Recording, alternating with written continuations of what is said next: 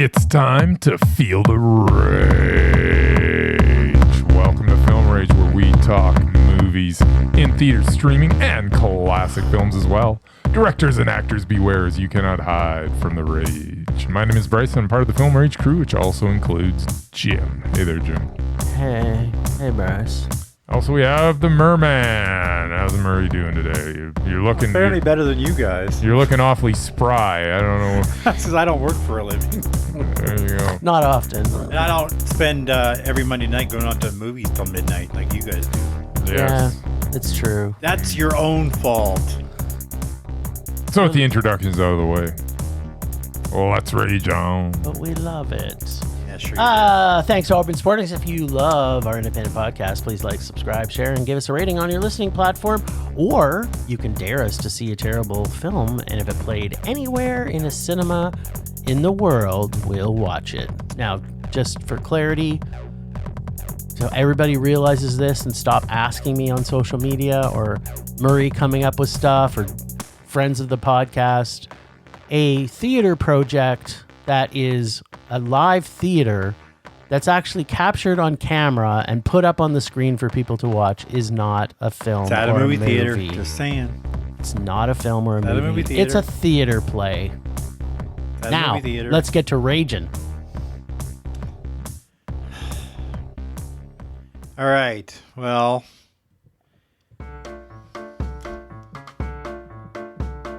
What would the amazing Murman Predict. What would the amazing Murman Predict. Will he predict the rage or will he predict the Mondo. Will he tell us all what Jim and Bryce are about? Movies. Better watch out, kids, cause here he comes. He's coming swimming to you. And you.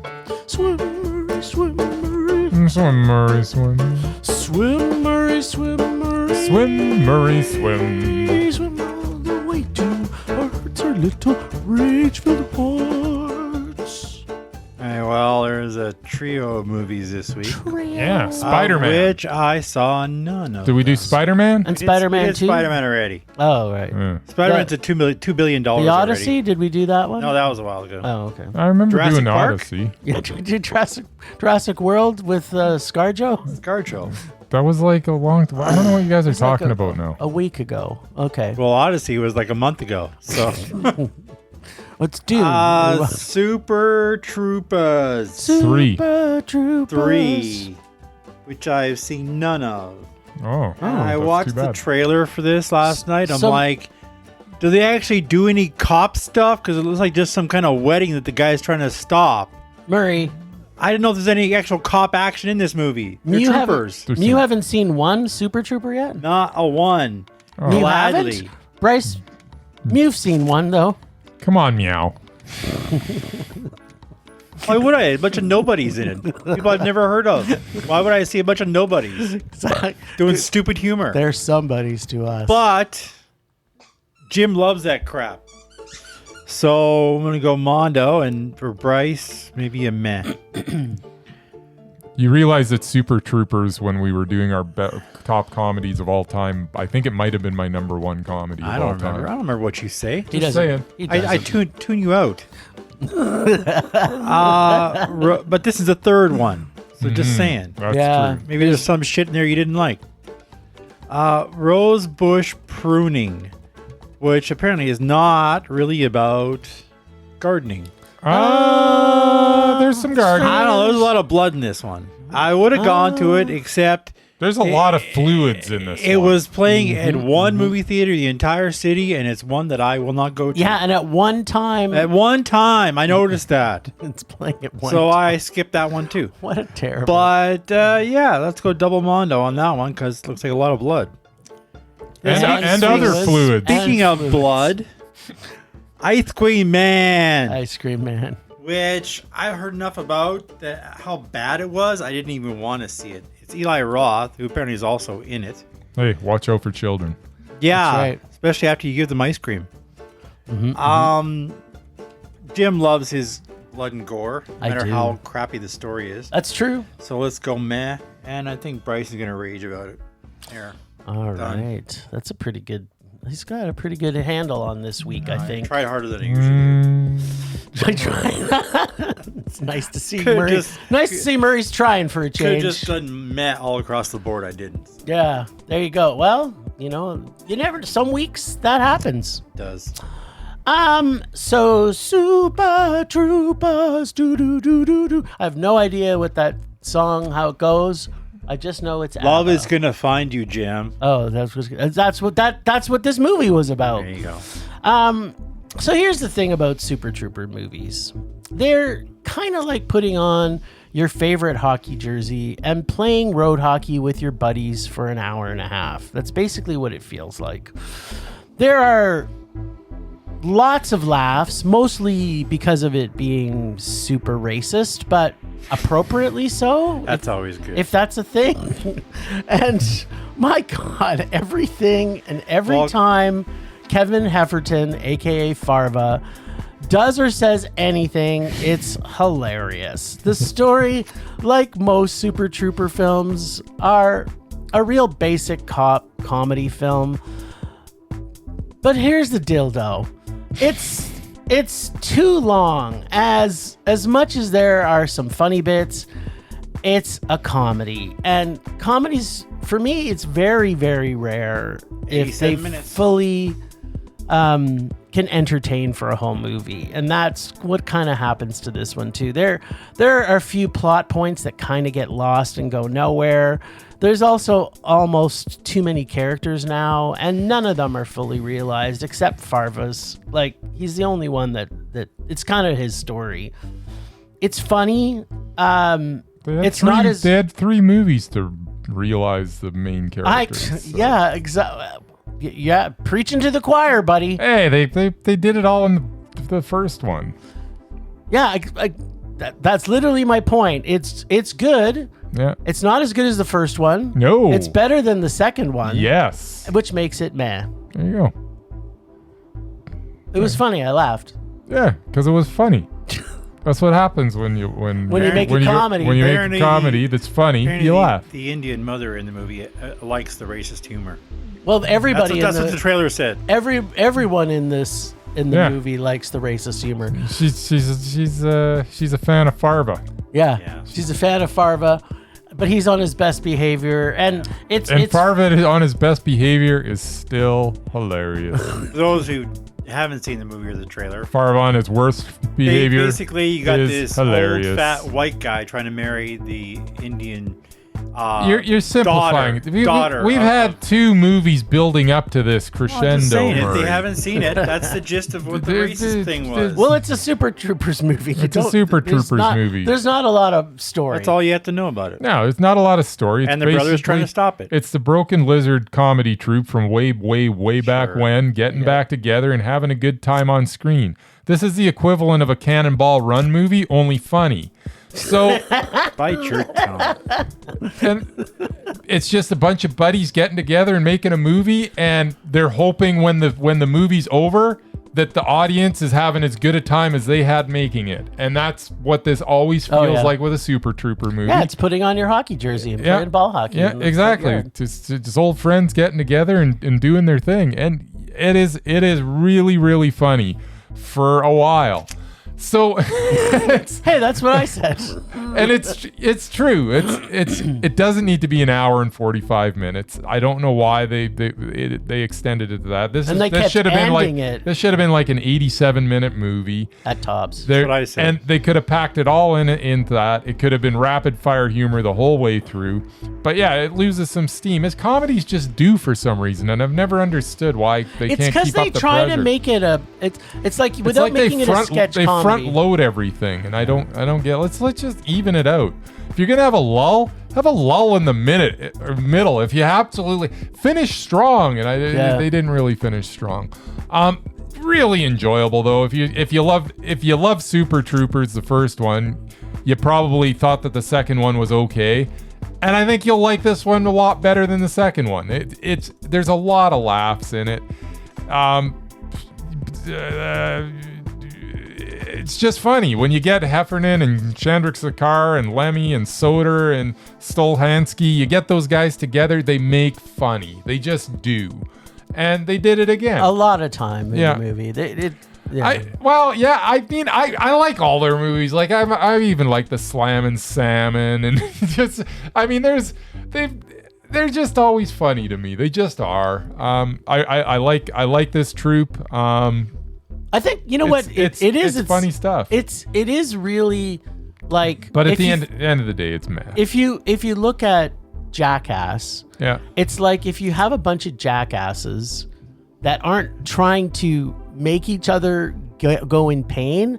That's what these guys are. They're basically ribbing each other for the whole movie. So Murray, I can't see you actually liking it because I got that from the it's trailer. not your kind of humor. No, it really isn't. But the thing that actually made it interesting is because they added another rookie, so that like there's pieces in it that it pulls it. You're like you said, it pulls it from the past, from each episode. It's just they it just. I wish comedies would be able to make things funny. And I just, you know what? Any time that I can see Brian Cox on the big screen is a good day. He's the only guy I recognize in that whole movie. I love Brian Cox. He should just be in everything. He should. I thought he was dead, actually. So when he came back out, I was like, no way.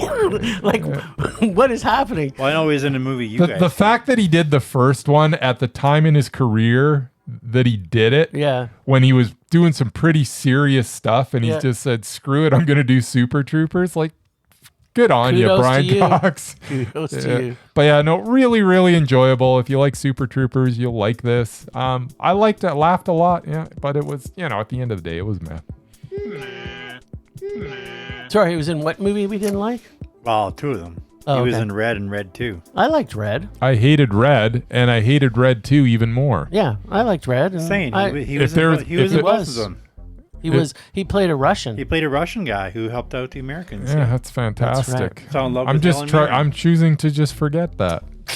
I'm trying to forget Red, but for some reason people keep on bringing it up. He was also in X-Men 2. Maybe you should. He was the bad guy in that. He was he Russian? No. We're talking about stuff that happened like 15, 20 years ago. So I don't know. Well, like the first. You brought up the one guy in that whole movie that I actually liked. So yeah, I brought it up. Like you're saying like Super Trooper, like 15 years ago? How many years ago was Super Trooper 1? So it had 50 to be, years ago? Yeah, that'd be probably 30 years ago. 30, I think it was 40, in the 90s. 100 years ago? No, it wasn't 100 years ago. Brian Cox is living forever. Seems like it.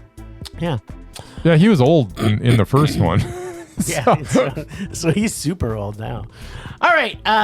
We got some bushes pruned in Rosebush Pruning, Murray. Yeah. It's a modern day Greek tragedy about super wealthy family. 2001 Super Troopers came out. That wasn't that. That was only 25 years ago. Years. Oh, this is like a celebration of 25 years. Anniversary. Sorry for interrupting. Nice. No, I'm glad you did. About a super wealthy family that are lazy. Yep. And only care about two things, Murray: fashion and music. That's it. Not money. That's it. Well, because they have money, they've got so they so don't, much money. They don't care about it. They don't really care about it. That's right. Where the mom fakes her death, eaten by wolves, who caused her husband to go blind from her whiteness of her toothpaste and cum-bleached teeth, who fell in love with her employee that also loved her. And the four children, Ed loved Robert, but not in a sexual way. And Anna loved Ed, but only maybe a little more than she loved the other two brothers. But Robert loves Jack in an exactly sexual way, who loves Martha marginally more than having his own dad's dick in his mouth every night as he brushed his teeth for him before he goes to bed. Time to brush your teeth. Time to brush your teeth. Yum, yum, yum, yum, yum. And that's just one of the fluids we get to see in this movie. And if that sounds confusing, it really isn't when you see this movie. It's exactly what I imagine weirdos with way more money than morals do in their mansions. Probably in between illegal cockfighting, perhaps sex dungeons, and other depravity-ridden things. I'm sure they get bored with other people and stay focused on themselves and their family, which is why they're kind of pretty close, but at the same time, most of them are clueless. From from scene one, you know the family is very fucked up. But you don't really get the full effect until the story starts to really open up. The humor is very, very, very dark. In fact, there was times I was the only one laughing, and I thought it was funny. And the story just keeps you on the edge of your seat through the entire movie. It has some directorial stylings of the likes of Emerald Fennell, sort of in Saltburn, poking fun at the wealthy. And other times like Yorgos Lanthimos from his early works like Dogtooth or Alps, where music in the film plays a big part in both driving the feels of the screen as well as the mindset of the characters in each scene. I also want to say that all the characters were unlikable, but I don't actually find that they were. I also didn't feel sorry for them. I was just focused and fascinated by sheer depravity that they would each go to by the end of this film.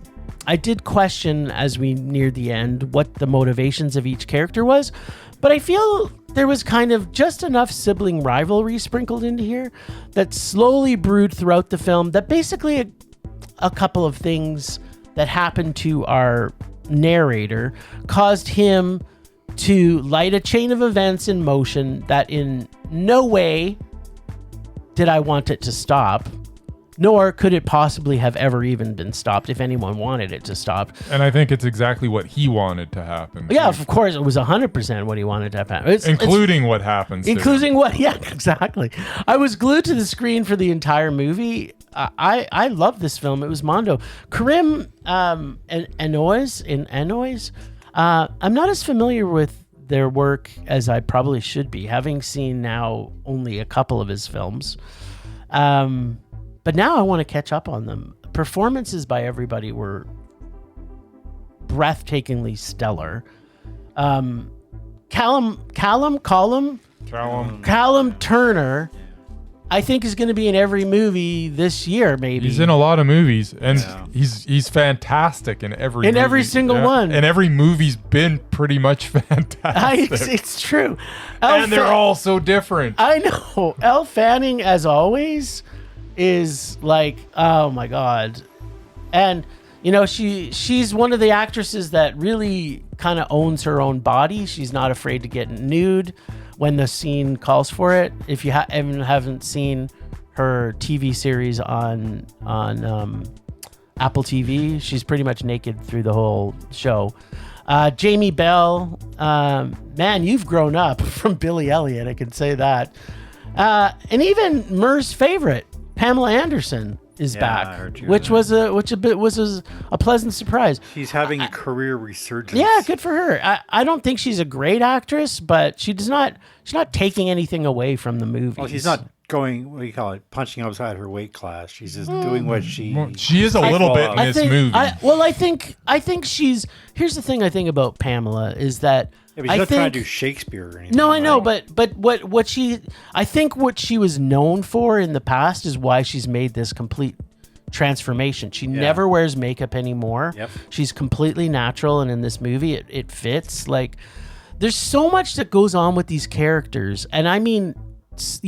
You know these characters so well. There's not a director.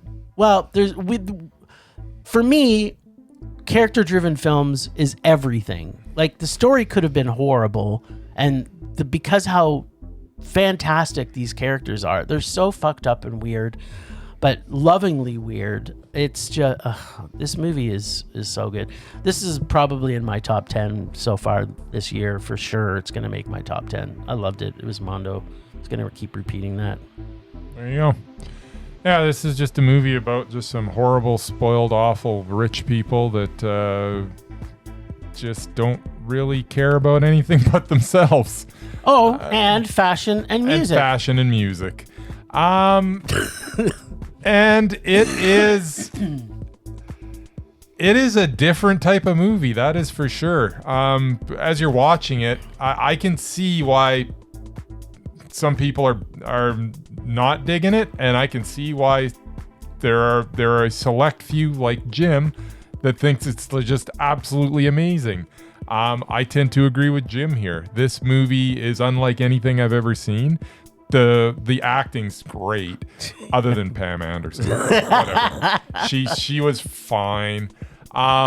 There are scenes in this that are just they're so poetic and beautiful, but they're poetic and beautiful and they're awful, but they're filmed so beautifully that it's this weird contrast through the whole film because it's such a beautifully filmed piece of art, but it's just depicting just the most deplorable, awful human beings on the face of the earth doing terrible things to each other, as well as loving each other in their own completely twisted ways that from the outside makes no sense to you. And early on, the narrator of this film tells you which of these siblings is the only one that really deserves to live. And you're going, wow, if this is the one that deserves to live, how bad are the rest? And you see how bad the rest of them are. Yep. It is an odd movie. And it is something to behold. I really, really enjoyed it. It is absolutely Mondo.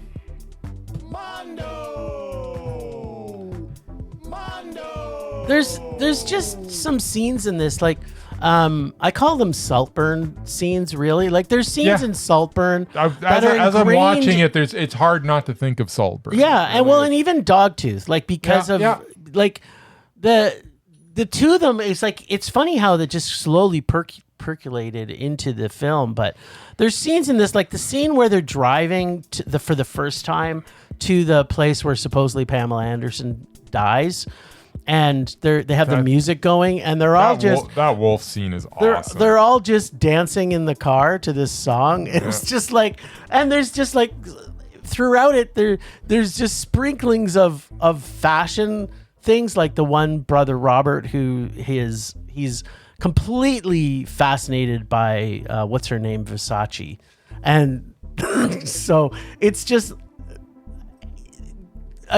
so interesting. It's a character study that I imagine like is probably happening in a lot more places than we maybe want to admit. Yeah, I tell you, so good. It really is. Now I want to watch it again. I wish it wasn't playing just at 7:00 every day. On a Monday. Yeah. Yeah. Well, it's still playing at 7:00 and only 7:00. Yeah. Well, at least it's playing. Yeah, exactly. Which is something I may be raging about later. That's all I'm going to say. Who can make the sun shine? Sprinkle it with dew. Candyman. Yeah, this is the Ice Cream Man, because I don't know, he doesn't have a song. The Ice Cream Man can. The Ice Cream Man can, because he mixes it with love and makes the world taste good. So, yeah, there's a lot of controversy around this film. Why? Because Eli Roth did some lying and then went back and unlied about his ability to use AI in this film. But the stuff he did the AI in was actually funny, in my opinion. I don't even know what you're talking about. Oh, he just had went and said he didn't do certain things, and then he did. And so I think that's probably what's causing people not. Was he saying like he was doing something practical and it's actually AI? It was just, he was basically, if my story is correct, because I'm doing this off of hearsay, was that he didn't do something when dealing with AI, and then he did. So I think people are bashing this film mostly because of him having a love for AI, supposedly, but I don't think that's true. There's so much practical effects in this that people shouldn't say that stuff. That's why I was saying I don't think we need to judge A24 until we actually see what they're doing with AI. The movie's full of CLFs where they get poisoned by ice cream to kill the adults. And if that's what your movie's about, sign me up. First thing to note when attending a Eli Roth film is this movie, like most of Eli Roth's movie, doesn't take itself very seriously. No. The gore and the horror is often done humorously, not humorlessly. And the story is following a simple pattern we have seen in these types of movies a ton of times before.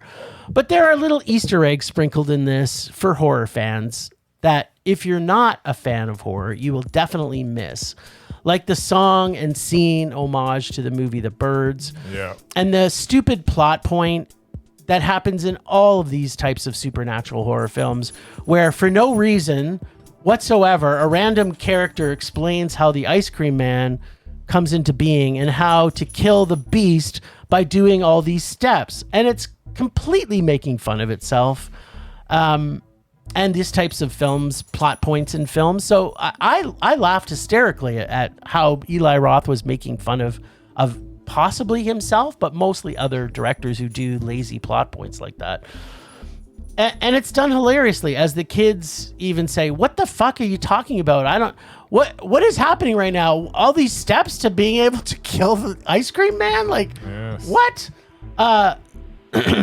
This is confusing." And all that leads us to a very dread-filled ending that you kind of see coming a mile away. And yet it's very satisfying to see the kids give the ice cream man his final revenge in the film.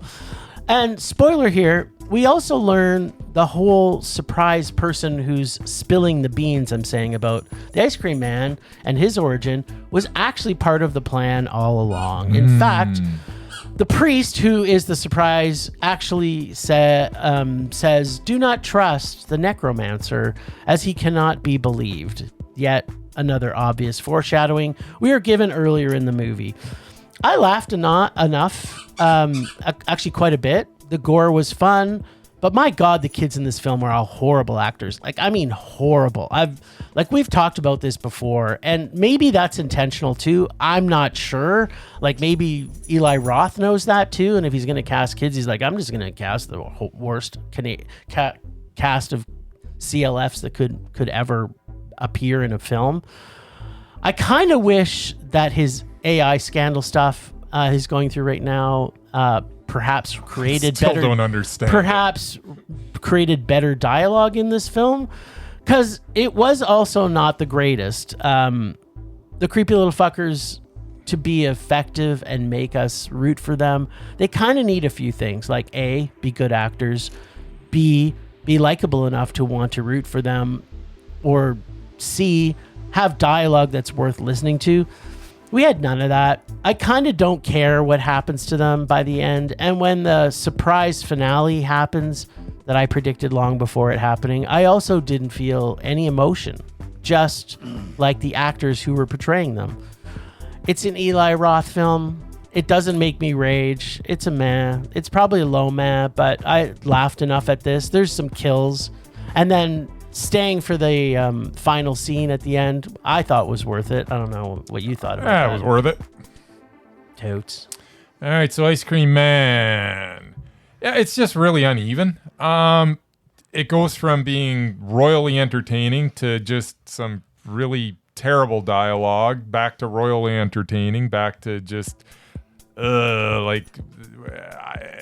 it's okay.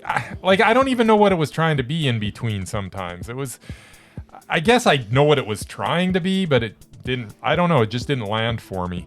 But there's a lot of laughs.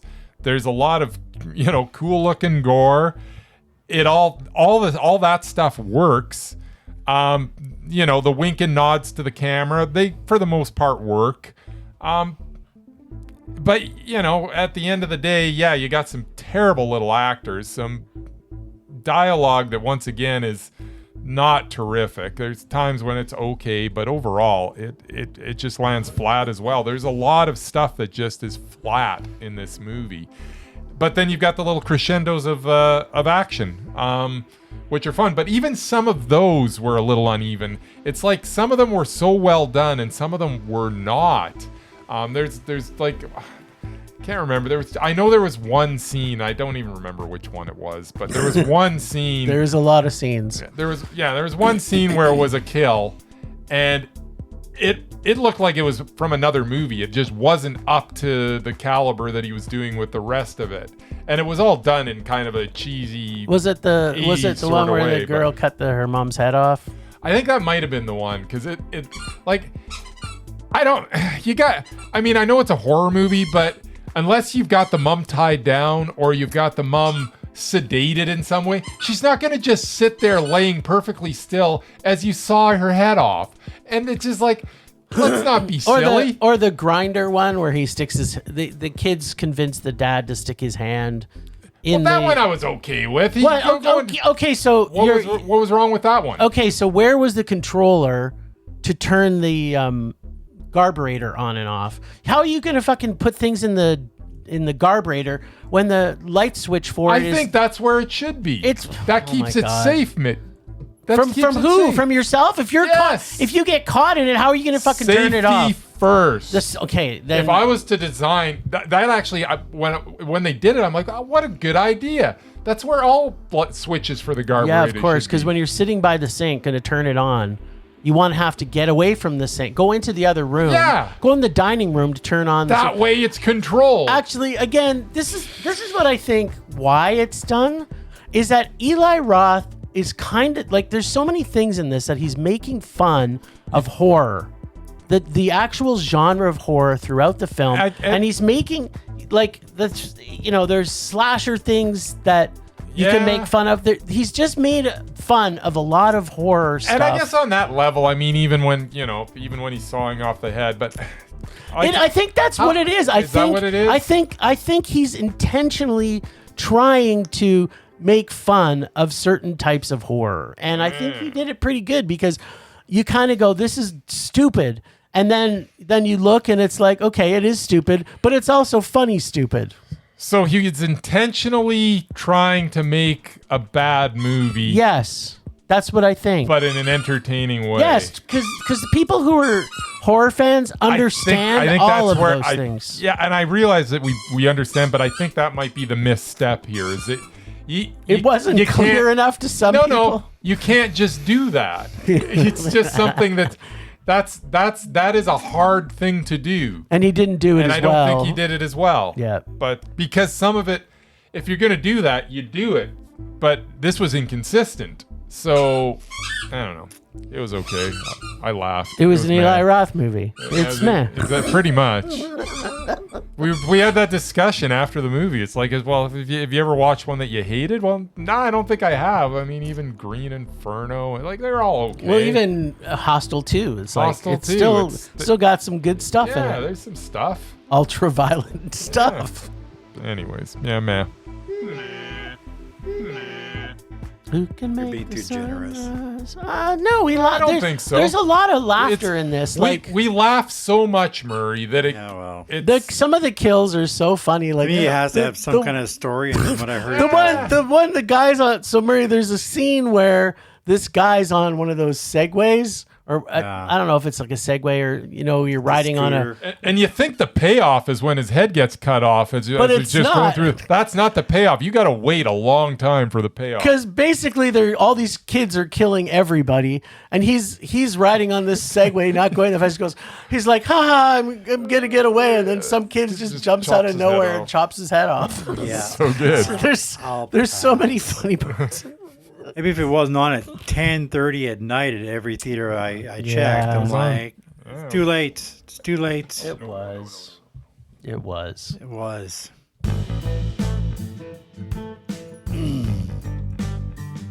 All right. On this week's Merman Retro Rewind movie that I've never seen, nice. I'm reaching back to 1989. Whoa, that's a far reach. That was an important year for me. I graduated high school with honors. Thank you very much. Wow, good job. I got my first It's a Joe Pesci movie. Job away from home at Sunshine Village in Banff, Alberta. I was a gondola operator, which is fancy talk for the guy who loads people at the bottom of the mountain and unloads them at the top. So you got to load them at the bottom, then run all the way to the top and meet them up there to unload them? That's how fast I was when I was 18. You must have been in tremendous shape back then. When I was 18, I was a sprinter. He had buns of steel. Yeah. No, I did one or the other. I also washed dishes at the hotel restaurant, basically for free meals, because they didn't feed you for free up there. I know what I learned? I don't like the mountains. I love the mountains. I love so the why mountains. the hell did I move here? That's a story for another time. Yeah. Movie I'm talking about is Say Anything. Oh, classic. You know, I know. How did I never see this? Well, I didn't get out much as a teenager. Written and directed by Cameron Crowe, one of my favorites. This was his first time directing, although he did write Fast Times at Ridgemont High. He also did Almost Famous, which I loved, and 2 Tom Cruise movies. Yeah. Jerry Maguire and Vanilla Sky. Yep. Nice. He definitely has a pedigree of a great writer. Okay, spoiler alert, I didn't like this film that much. What? I didn't get the big deal. First off, Ione Skye.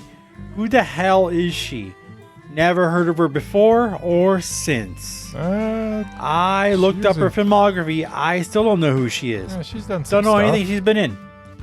I could think of a dozen actresses from 1989 who had rather seen this role, but whatever. She was John fine. Cusack, who I'd only seen in Con Air and a Hot Tub Time Machine. What? That's the only ones I've ever seen him in. John Cusack? Yeah, it's the only things I've ever seen Oh, him wow. in. Is a loser with a ton of teen angst and basically Gross Point Blank. High Nothing- Fidelity. nope, Okay. nothing going for him Gotta see Gross except Point except, Blank. except kickboxing and desire to not have a job, selling anything, buying anything, or processing anything. But he manages to get the school's smartest girl to go out with him. Where does he take this educated, refined girl? To a house party. Yes. On their first date. Sounds like a good What idea. a moron. Oh. Okay, let's talk about the famous boombox scene. I'd seen it In obviously. your Oh, shut up. eyes.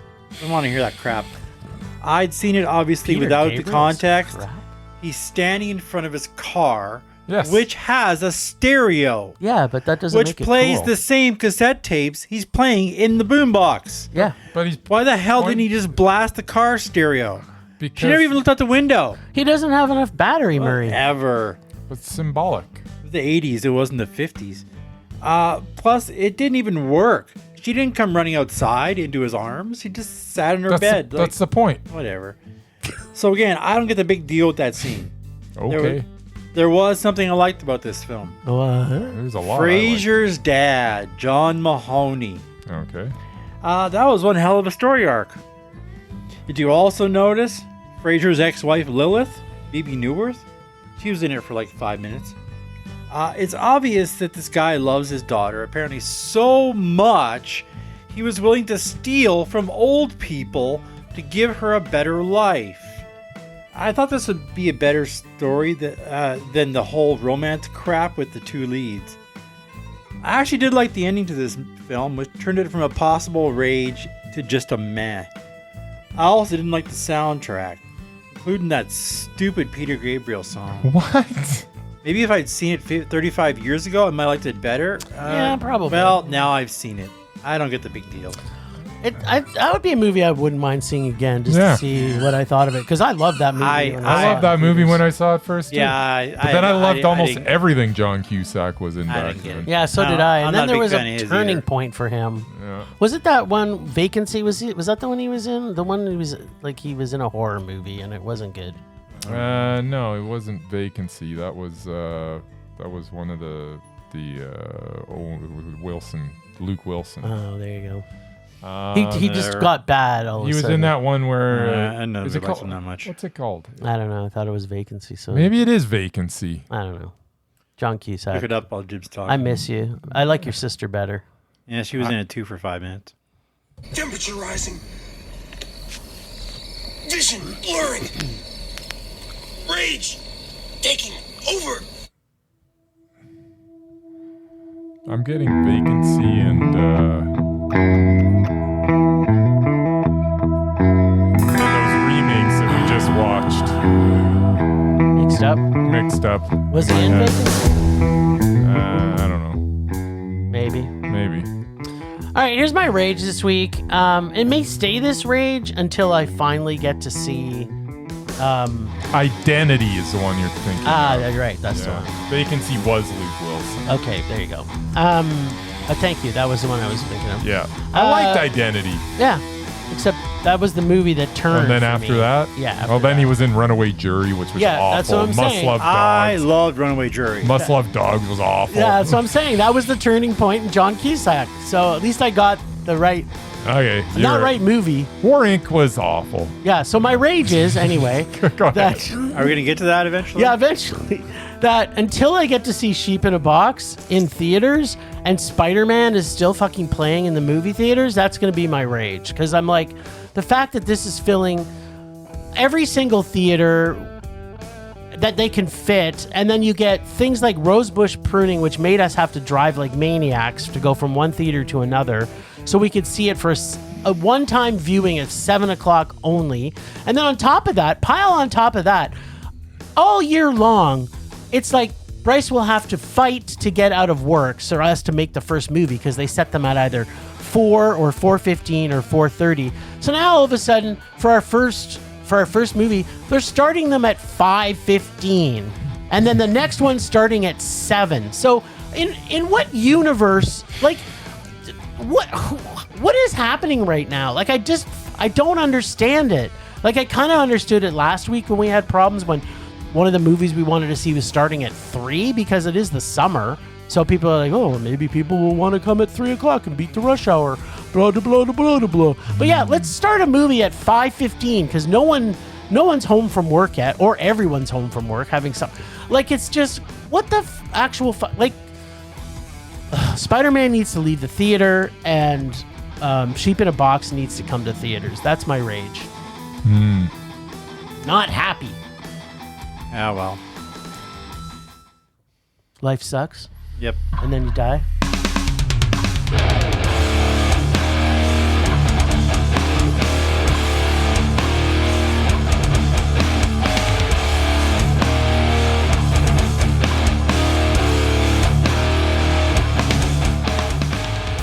I mean, there's only so many hours you can plug things into Screen X. This is my rage now. Oh, well, you talked You through half talked of over mine. his for 5 minutes. I want to talk about John Cusack. I didn't talk at all in yours. Yeah, whatever. Right, exactly. I was actually trying to help you out because I saw you were taking notes. No, I was just writing down what I was gonna. Trying to decide what he wants to rage about. No, I already know what I'm gonna Okay, rage but about. here's the dildo. Yeah. You just have to come up with your rage faster. do it. I knew what I was gonna rage about. I was writing down what I was gonna call your rage segment in our notes. But now I've forgotten because you've just. Well, you wrote was it down. No, I started to write it down, but I don't remember You're now. writing it down in the middle of you your start, rage. so That's the whatever, problem. you're gonna get some horrible nothing. It's gonna be like I don't remember what Jim's rage was. Is gonna be the. You know notes what? now. People don't listen to us for your commentary. No, they don't. So- They don't care what you put in the notes. Anyway, right. so advertising works. I'm sitting in the Cineplex and I keep on seeing this Fanta Zero Sugar Yes! soda, and I'm Yeah. like, oh man. I tried it. I sure. I'm like, How did you know try what? it? It's everywhere. It's everywhere. It's Except at the it's movie in theaters where they're advertising It's in the it? freestyle soda. So yeah, get it now. Fanta Zero Sugar soda. was this, So number one, why isn't it in the fountains if it's this big a deal? So why can't I just walk up and get a big tub of it? And number two, if you're going to advertise it, when I walk up and go, can I have a Fanta Zero soda? The answer should be yes, you can, 'Cause because I'm it says right advertising up there Not that you at can Chanel, get one right not now. at Cineplex. And so then I go, okay, so can I have the Fanta? And she's like, no, we don't have it. I'm like, so why are you got it up there? Just making me thirsty. For I've been Fanta watching. Orange. I've had like an hour and a half between movies. We had no time between the first and We second could have movie. been drinking 3 or 4 cups of that. Exactly. I could have been just chugging Fanta Zero Sugar. Can't even get it. Why? Why are you advertising this if you can't get it? You know what? Movie theaters shouldn't advertise. I've been saying that for years. Usually advertising doesn't even work with me, but oh man, I was thinking, man, I could really go You for have a to go to a Fanta different Zero Sugar. theater. Yeah, the one that has the freestyle soda. That would be the other Except one. for Rosebush Pruning was not Yeah. playing at No, it was Landmark. not. Otherwise, I may have seen it. It wasn't playing at any of our art house theaters. No. No. Anyway, Come on. Yeah. truth in advertising. All right, Yeah. then. It's truth, all right. Rage subsiding. Pulse slowing. Anger fading.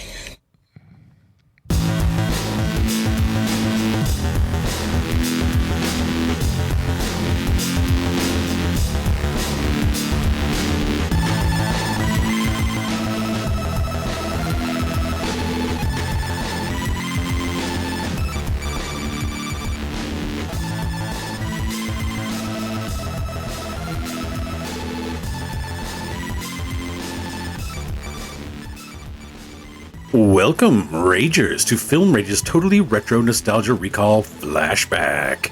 This week, we're finally getting access to Bryce's past, thanks to Jim's efforts to create the Film Rage magic spinner machine. Let's call her Madame Spinestra, since Spinderella was already taken. Well, she brought us the 1999 horror comedy film Idle Hands, starring Devon Sawa, Jessica Alba, and Seth Green. This is the movie that gave me the vocal stem, "Look at me, I'm Leatherface." Okay, let's find out if Devon Sawa, in his peak, was making good choices, or if this film was one of the reasons why people nowadays say Devon Hua?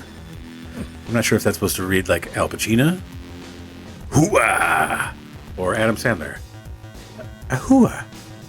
All right, boys, get your idle hands to work and tell us more about this 1990s worst nightmare for 12-year-old boys. Wink, wink. Know what I'm saying? Devon Sawa had a peak. Yeah, it was Idle Hands. I think it was probably Final Destination was his peak. Yeah, maybe. I think that one did better at the box Yeah, office. he was one of the kids that was supposed to go on to have a big career, though. He was in every Tiger Beat Now he's cover. in Lifetime and Hallmark Murray, movies. you don't know who he is. Just go online and see Tiger Beat Yeah, covers. I never from- read that. What was the other one? There was Tiger Beat and there was another one. I don't that know, 16. Little 11-year-old girls used to masturbate to. I don't forget what it was. I don't know. He's still doing all right. He popped up in Hard Eyes, and he's still doing stuff. He's not in Hallmark not, movies. Yeah, I'm just saying. Pretty he's- sure he's been in He's it. not I'm making pretty angel. sure, He's yeah. not making angel films yet. No. He's, not yet. But it's well, maybe he you doesn't. see a trailer for the new maybe one? he doesn't believe in the morals of angel films. The new one, Angel's taking on the Hershey franchise. Ooh, Hershey? I don't know what that means. Hershey the chocolate dude. they're doing. It's like Willy Wonka, but with Yeah, Hershey. but with Hershey's. There you go. I saw the trailer for it. As long as there's Oompa Loompas, that's all I care. So anyway, tell us why you decided to choose Idle Hands. Because when I was a kid, I remembered really liking it. Probably Nice. had something to do with Jessica Alba. I was probably until you learned that she couldn't Younger act. than me. I wasn't concerned with her She acting didn't have back to then. act. Well, see, that's why you should completely understand why Murray likes Michelle Pfeiffer. There you go. It's not because she can act; it's because she actually was hot back then. At any Still rate, is. when this movie started, I was like, everything was coming back, and then, man, when Fred Willard hit the screen, I was like, There's not enough Fred Willard. I was like, in oh it for man, like this 2 is minutes. So, I know, and he was so awesome, and that's the thing about this movie. 2 minutes of Billy Crystal. Sometimes you're nostalgic for a movie, and then you watch it, and it all comes rushing back. And there is a lot of funny in this movie. Like the first 2/3 of this movie there's a lot of funny. Like even this, look at me, I'm in Leatherface. I mean, that is almost iconic. It's totally iconic. It's hilarious. Seth Green steals the show in this Seth movie. Green is awesome in this. Eldon Henson is a stoner buddy is good too. Like everybody's well cast in this. It is a silly, almost a farce to horror movie. It's a rom-com. It's a bit of a rom-com. And when it gets too rom-com-y, then that's where it kind of lacks a little bit. But you know what? It is a really entertaining romp, and I unapologetically say that I actually really, really like this movie. Now, is it a Mondo? No, it's not a Mondo. I remember it being a Mondo when I was a kid. It was a Mondo, and I think it was probably a Mondo for obvious reasons when I was a kid. But as a 52-year-old man, I think I'm 52 this year sometime. 50-something. I sat there, watched it, and I still laughed at the things that I laughed at back then. And I am actually glad that I'm still laughing at the things that I was laughing at when I was that age. That makes me happy that I'm still laughing at that stuff. And it's Are you? yeah. Okay. That's good. And it's you know what? I can't say. So here's the thing. Okay, can I just stop for a second and say that as much as Bryce and Murray look at the world through different lenses sometimes, they have exactly the same thing going on.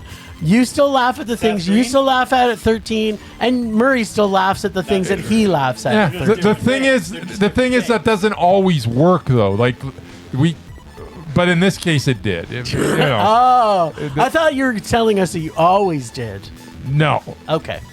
But yeah, no, it was still funny. I still enjoyed myself. It was meh. Nice. All right, Murray, what'd you think?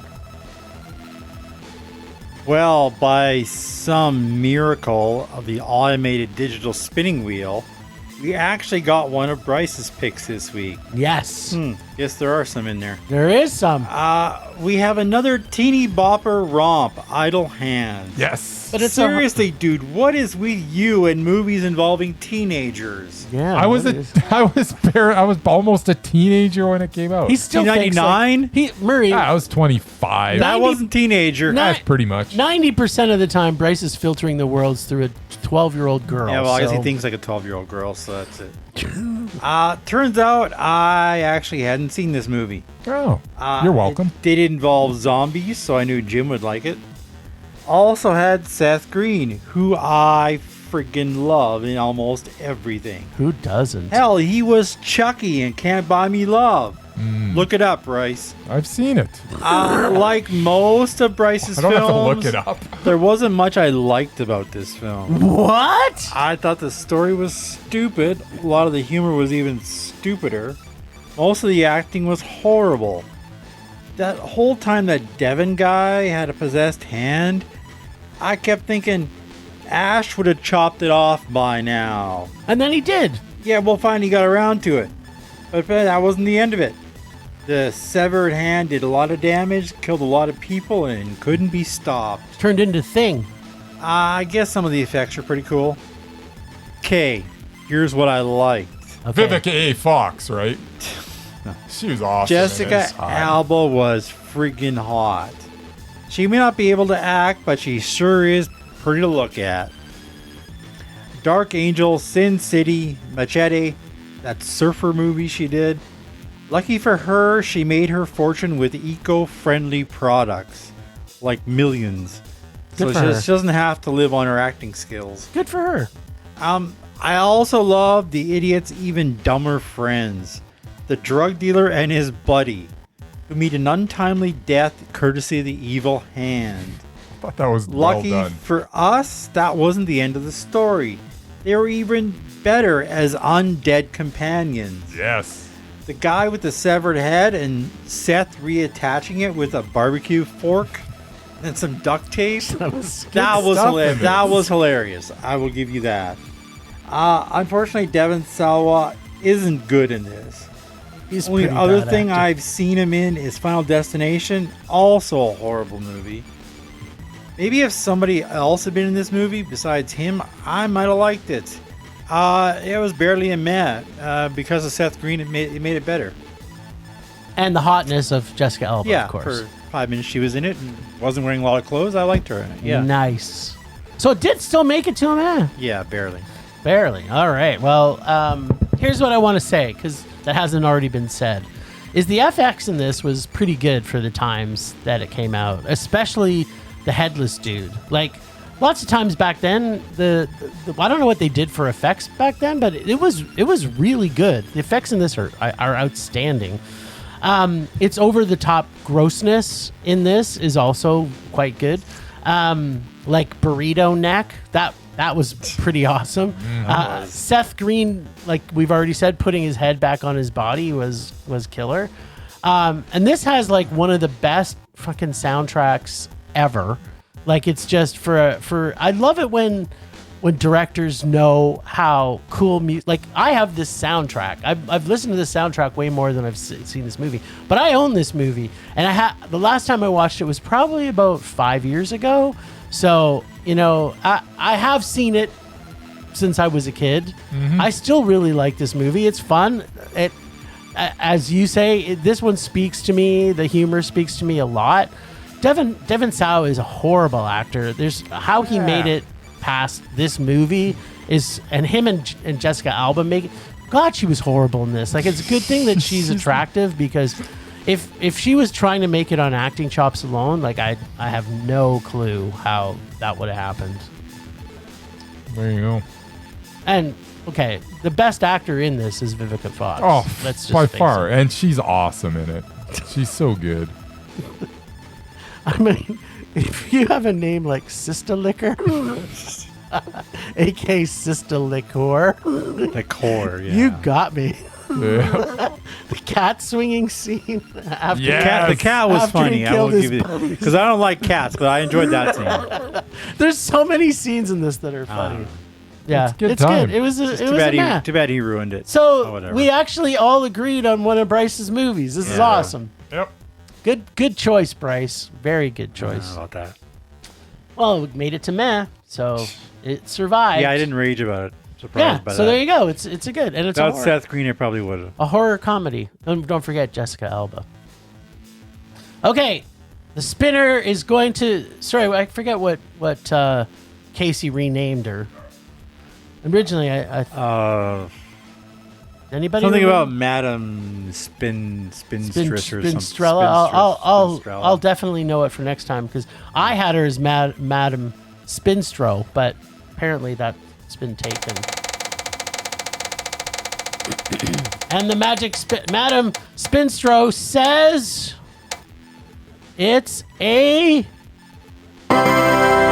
gym movie. Uh-oh. We're watching The Towering Inferno. The original, like the The 70s? original Towering Wow. Inferno, Murray. Never seen it. Now, I haven't seen this since it came out, and I don't know what year You're it like, came out. You're like 8? 74. 74. So I was like, Steve McQueen, William Holden, Paul Newman. I I was was 8. 3. So I was 8 when I fell in love with this movie. I probably wasn't born when it came out. That you weren't, but I saw it once on TV. I seen it once. On TV, obviously. Mm-hmm. I don't even know if this must have came in theaters though. Holy crap. 70s. I don't remember it being this long. Is it like 6 hours? It's 2 hours and 45 minutes. Holy mother of God!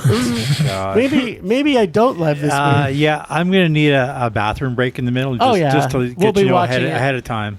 Here's another thing that you need to know, Murray. I also own this one. So No, I don't need really? I haven't watched it. I haven't opened up the package to watch it, but I'm excited because now I don't have to go looking for it because I actually own the Towering Okay. Inferno. Oh yeah, Faye Dunaway's in it, right? Some great acting chops in it, that's for sure.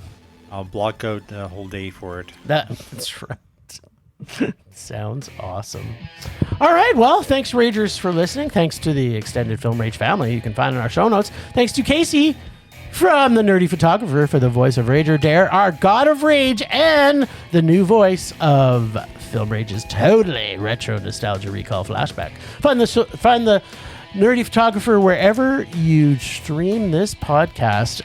Find us on social media everywhere at Film Rage YYC. Check out everything Film Rage, filmrageyyc.com, including our merch site for Redbubble and TeePublic. We're always trying to make this a raging blast for all listeners, so please comment, like, subscribe, send us emails to filmragecalgary@gmail.com. Dare us to see terrible movies to fuel our rage. But no matter what you do, please, please, please, pretty please, please, please, make us rage. That's it for this week. Rage on! Nah. Rage on. We're going to have a busy week next week.